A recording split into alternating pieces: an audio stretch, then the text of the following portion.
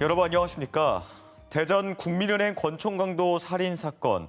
20년 넘게 장기 미제로 남아있던 이 사건의 피의자 2명은 구속돼 검찰로 송치됐는데요. 그런데 이 사건 2년 뒤쯤 대전에서는 대낮에 은행 현금 수송 차량이 털리는 또 다른 장기 미제 사건이 있었습니다. 네, 권총강도 살인 사건의 주범 이승만이 마지막 경찰 조사에서 이 사건 역시 자신이 했다고 털어놨습니다. 윤웅선 기자가 보도합니다.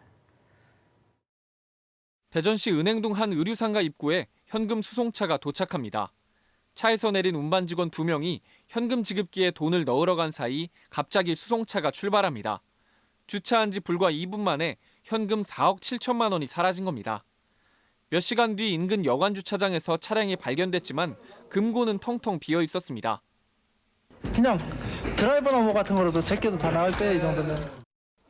국민은행 권총 살해 강도 사건 발생 13개월 뒤 벌어진 유사 사건이었지만 미제로 남았다 지난 2008년 공소시효가 끝났습니다.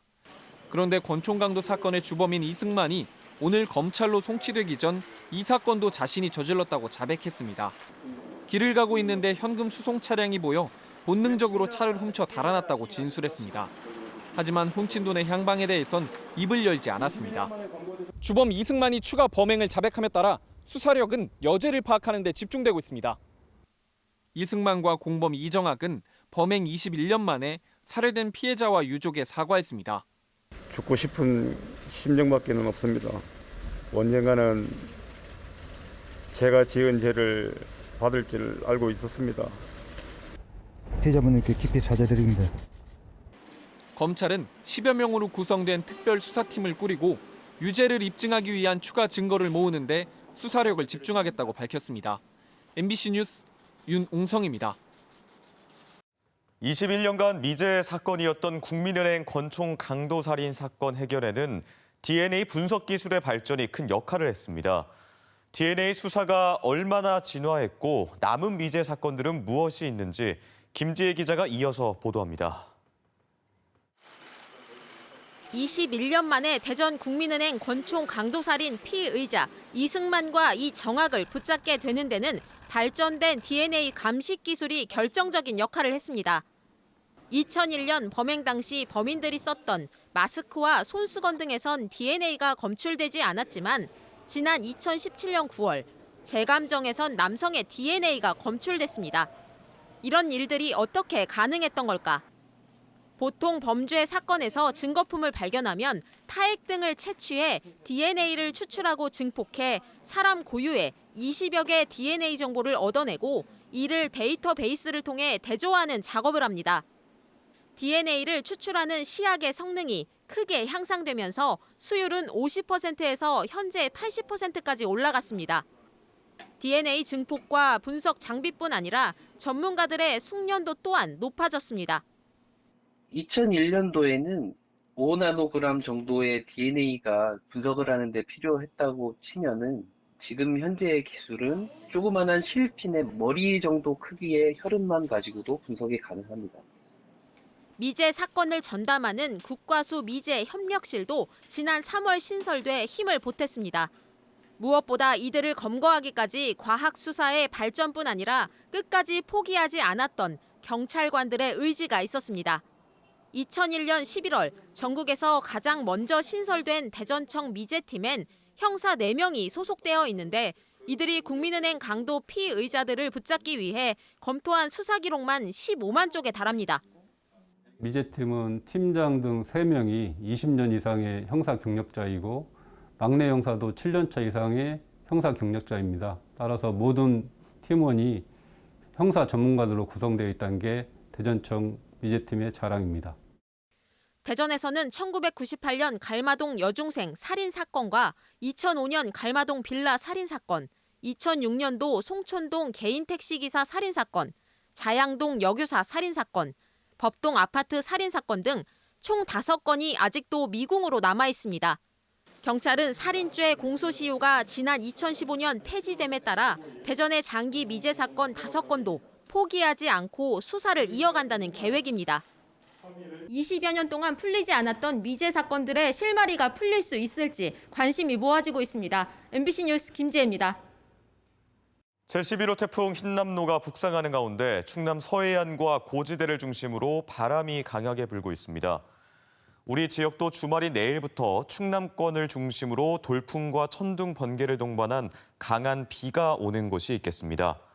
주말과 휴일 이틀간 충남권의 예상 강수량은 최대 60mm로 제11호 태풍 흰남노가 한반도에 상륙할 가능성도 커져 월요일부터는 충남권도 간접 영향권에 들면서 매우 강한 비와 바람이 예상됩니다.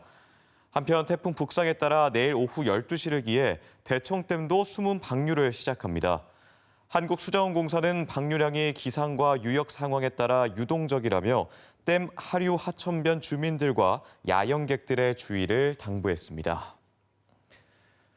도농업기술원은 태풍 북상에 따라 강한 바람과 많은 비가 예상된다며 농작물 관리 등에 만전을 기해달라고 당부했습니다.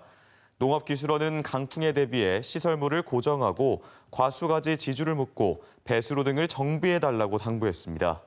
또 태풍이 지날 때는 야외 작업을 하지 말고 지나간 뒤 벼 도열병이나 밭작물 탄저병 등을 예방하기 위해 방제를 하고 물을 새로 갈아주거나 복합 비료를 뿌리는 등 작물의 생육 회복을 도와야 한다고 강조했습니다.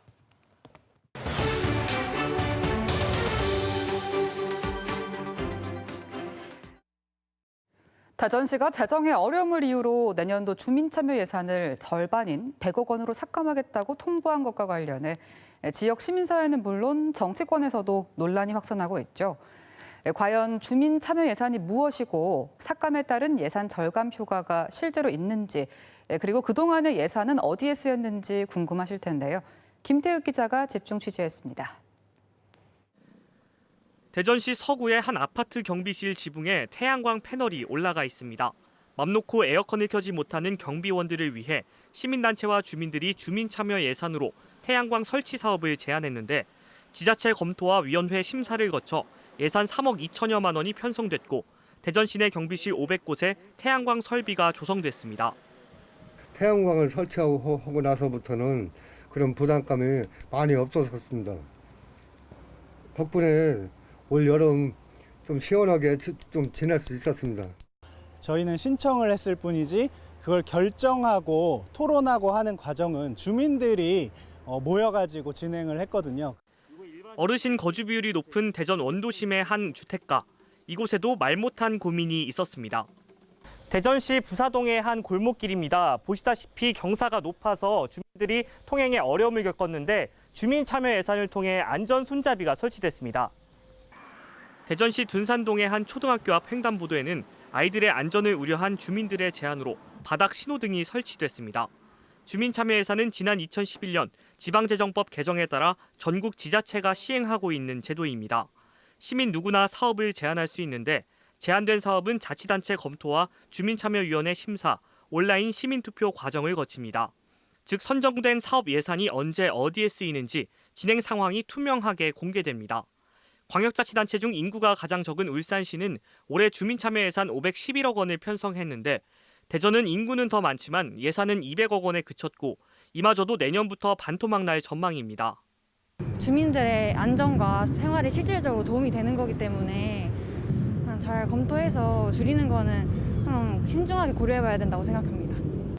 주민참여 예산은 나가지 말아야 할 곳에 돈을 떼어다 주는 별도 예산이 아닌 원래 시민을 위해 쓰여야 할 예산을 시민 스스로 제안하고 투명하게 참여할 수 있는 범위의 폭을 의미합니다.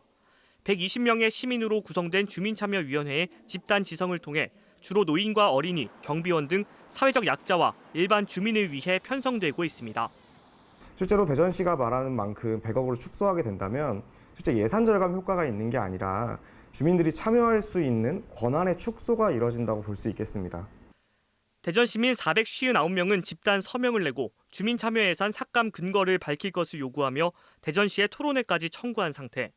시가 어떤 대답을 내놓을지 벌써부터 궁금해지고 있습니다. MBC 뉴스 김태욱입니다. 김태흠 충남지사가 서천의 생태복원의 국가모델, 보령의 국제 휴양 레저 관광 벨트를 구축하겠다고 밝혔습니다. 김 지사는 민선 8기 시군 방문 일정으로 서천군과 보령시를 방문해 현안을 듣고 서천에서는 옛 장항제련소 일대 브라운필드 생태보건 사업을 국가 모델로 제시할 것을 약속했습니다. 보령에서는 국제 휴양레저 관광벨트와 탈석탄 지역 대체 산업 집중 육성을 강조했고 다목적 보령 신항 조기 완공과 충청 산업문화철도 건설, 보령 대전 보은 고속도로 건설 등을 돕겠다고 밝혔습니다. 제3회 예산 황새축제가 황새복원의 산실인 황새공원에서 개막해 내일까지 계속됩니다. 이번 축제에는 황새와 생태를 주제로 습지 슬라이드 체험, 황새 먹이 미꾸라지 잡기, 논생물 체험, 신비한 반딧불이 체험, 황새 삼색 주먹밥 만들기 등의 체험 행사가 마련됐습니다.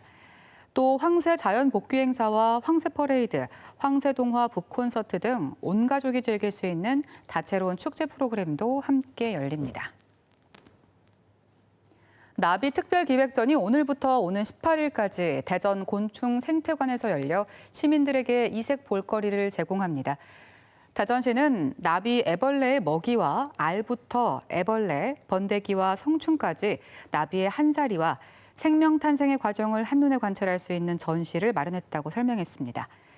이번 전시에서는 5종 700여 마리의 나비는 물론 시간별 관람 인원과 나비 수급 상황별로 관람객이 나비 방사 체험에 참여할 수 있는 기회도 제공됩니다.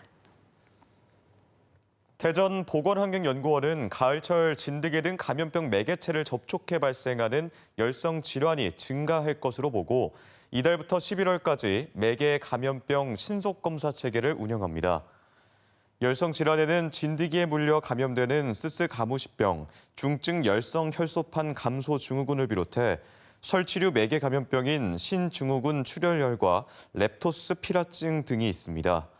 연구원은 의료기관에서 열성 질환 의심 증상으로 의뢰된 검체를 신속하게 검사하고 필요시 유사한 증상이 나타나는 병원체 검사를 추가 진행해 정확한 증상의 원인을 규명할 계획입니다. 산림청은 추석 연휴 기간을 포함해 오는 5일부터 18일까지 2주간 성묘객과 고향 방문객 편의를 위해 국가와 지방자치단체가 관리하는 임도를 한시적으로 개방합니다. 이는 3년 만에 개방이 재개되는 것으로 해당 임도는 전국 국유림 관리소 27곳이 관리하는 7,759km 구간과 243개 시군구가 관리하는 16,222km 구간입니다. 다만 최근 집중호우로 지반이 약해져 산사태 등 2차 피해가 우려되는 등 통행에 위험이 있는 구간은 개방하지 않습니다. 세종시 시설관리공단은 올해 추석 연휴 기간인 오는 9일부터 12일까지 장사시설 은하수공원을 정상 운영합니다. 다만 코로나19 확산 방지를 위해 봉안당 재래실은 임시 폐쇄되고 화장장은 추석 당일인 10일 오전 1회차에 한해 지역 주민들만 이용할 수 있습니다. 대전시가 청소년 쉼터 퇴소 이후 주거 등 자립에 어려움을 겪는 청소년들을 위해 청소년 자립지원관 지원 사업을 추진합니다. 청소년 자립지원관은 쉼터를 퇴소하거나 갈 곳이 없는 만 24살 이하 청소년들에게 자립을 지원하는 청소년 복지시설입니다. 대전시는 대전 청소년 자립지원관에 국비 등 예산 1억 7천여만 원을 투입하고 지역 청소년들의 공공임대주택 입주와 임대료 지원, 취업과 학업 등 자립을 위한 멘토링 사업 등을 추진할 계획입니다. 세종시가 길거리에 무단 방치되거나 불법 주정차된 자전거와 개인 이동 장치를 즉시 견인하거나 이동 조치할 수 있는 조례 제정에 나섰습니다. 시는 현재 세종에는 전동 킥보드 2,500대, 전기 자전거는 650대를 운영 중인데 불법 주정차로 시민 불편을 초래하고 있다고 밝혔습니다. 지금까지 대전, 세종, 충남 소식이었습니다. 시청해주신 여러분 고맙습니다.